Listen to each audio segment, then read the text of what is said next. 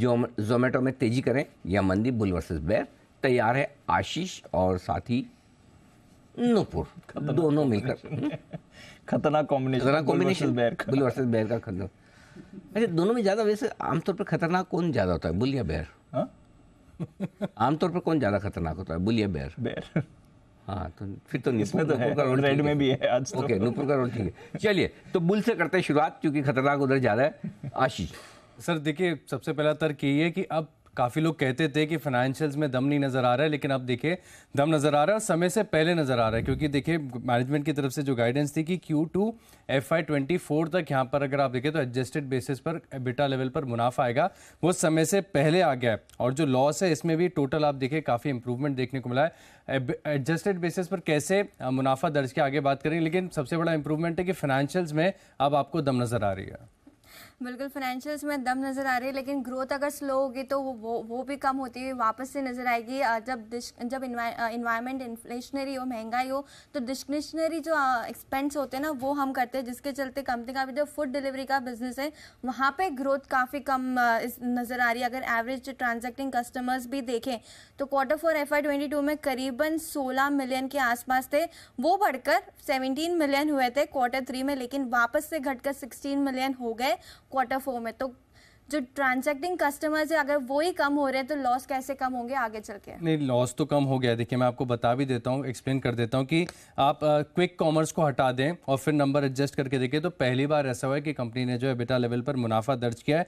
Trend भी आपके सामने रख देता हूँ। Q1 FY23 में इसी आधार पर अगर आप देखें तो 150 करोड़ का एबिटा लॉस था, जो कि इंप्रूव हुआ Q3 FY23 में करीब 38 करोड़ के आसपास, और अब का जो आंकड़ा है वो 28 करोड़ का। और इसी के चलते हमने देखा था कि सुबह स्टॉक में तेजी भी आई थी, क्योंकि पहली बार एडजस्टेड लेवल पर आप देखें तो कंपनी मुनाफे में आई है। बड़ी बात है, तेजी तो आ रही है। 60 पे अटका हुआ स्टॉक कब से, पर कोई बात नहीं। ONDC की बात कर लेते हैं। चर्चा में तो ONDC भी काफ़ी दिनों से, चाहे मोनोपोली कम करने का उनका मोटिव हो, किसी बिजनेस को बाहर करने का नहीं हो, लेकिन फिर भी अगर ONDC पे सारे प्लेयर्स आते हैं फूड ऑप्शंस वाले, तो ऑब्वियसली मार्केट शेयर कम होता हुआ दिखेगा इन प्लेयर्स के लिए। मोनोपोली कम होगी, कम हो जाएगी, ख़त्म हो जाएगी, तो फिर मार्केट शेयर के ऊपर सवाल आ सकता है।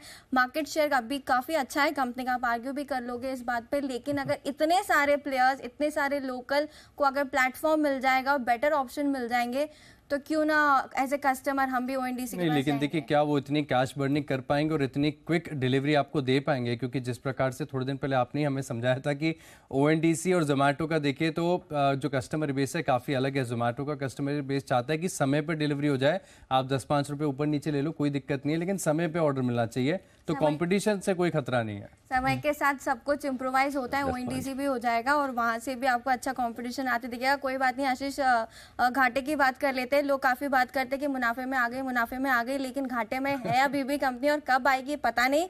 साथ ही साथ 4 से 5% एबिटा मार्जिन करने का जो लक्ष्य है, उसके लिए 7 से 8% का कॉन्ट्रीब्यूशन मार्जिन आना जरूरी है। फिलहाल कंपनी से 5% के कॉन्ट्रीब्यूशन मार्जिन करते हैं। आपने बोला ना कि कब आएगी पता नहीं, मैं आपको बता देता हूँ। अगले 4 क्वार्टर को कंपनी को बड़े ध्यान से देखेगा, और 4 क्वार्टर के बाद आप देखिए कि कंसोलिडेट लेवल पर, यानी अब तक मैं आपको एडजस्टेड आंकड़े बता रहा था, अगली 4 तिमाहियों के बाद आप इनके पूरे आधार पर कंपनी को देखें कंसोल लेवल पर, आपको बढ़िया इंप्रूवमेंट नजर आएगा। और शायद इसी के चलते आप देखें कि जितने भी ब्रोकरेज हाउस हैं, बहुत सारी रिपोर्ट्स है मेरे पास, शायद मैं सारी पढ़ भी नहीं पाऊंगा, लेकिन CLA से आप देखें 70 से बढ़ाकर 80 का टारगेट दे दिया। मॉर्गन स्टैनली 74 से बढ़ाकर 85, सिटी खरीदारी के राय दे रहे हैं 76 से 84 का टारगेट है, और गोल्डमैन सैक्स ने भी लक्ष्य में बढ़ोतरी की है। कुछ ना कुछ सोच समझ के ही बढ़ाया होगा लक्ष्य। अगली बार होपफुली बुल वर्सेस बेयर या रिजल्ट रिव्यू में एडजस्टेड वर्ड यूज ना करें हम, तो प्रॉफिट्स गिनती में आ जाएंगे। लेकिन कोई बात नहीं। नोमुरा की रिड्यूस की रेटिंग है, 45 का टारगेट है।